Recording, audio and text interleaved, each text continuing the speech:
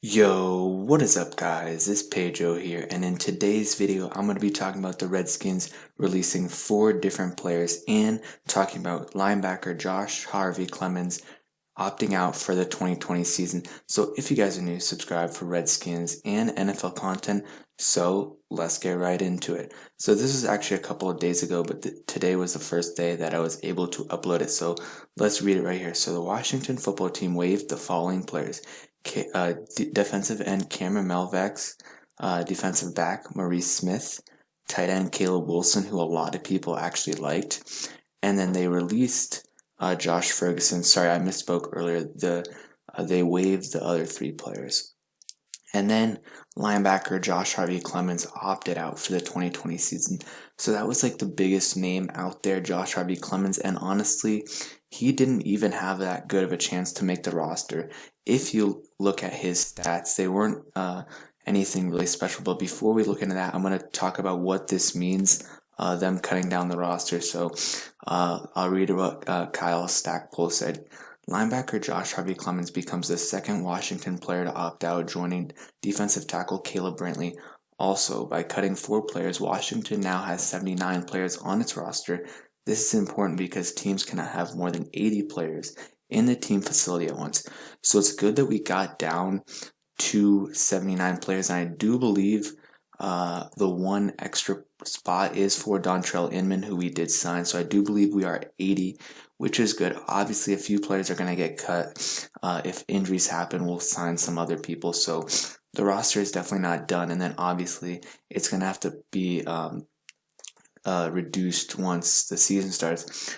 But when someone gets waived, these guys could still be picked up by other teams or put on our practice squad if they don't get picked up by anyone in the waiver wire. So now let's look at Harvey Clemons, the biggest name out there. He really hasn't been done much for us at all. In his rookie year, played in 10 games, had 1 pass deflection, half a sack, 16 tackles.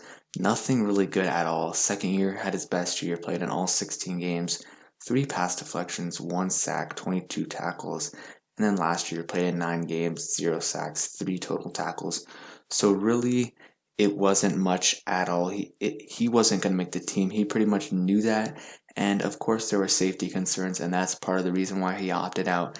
He had 2 of his sons have asthma, so that's part of the reason why. But he probably knew he wasn't going to make the roster, so he's going to get that guaranteed $150,000, and you can't blame him. But yeah, we drafted him in the 7th round, 233rd overall out of Georgia. So it's not like we're giving up on a high pick player. This guy hasn't really produced for us, but now we're down to 80 players on our roster. We'll see how these guys play. Jordan Brailford, James Smith Williams, all these bubble guys. We'll see how they do in the next coming weeks. We still have like 1 to 2 more weeks of conditioning, and then we'll actually get into some good action with some actual padded practices, which will be really, really nice. I cannot wait to start talking about that. That is going to be very interesting. But yeah, I want to hear what you guys think about these players. I think the only notable player is really Caleb Wilson and Josh Ferguson, besides Harvey Clemons. Caleb Wilson, a lot of people thought were going to make the practice squad and possibly make the roster.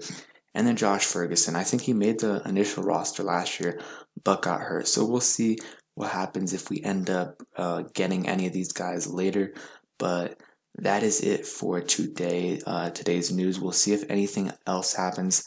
We might still sign someone if someone gets hurt, but I don't expect that to come for the next couple weeks. And yeah, let me know what you guys think about these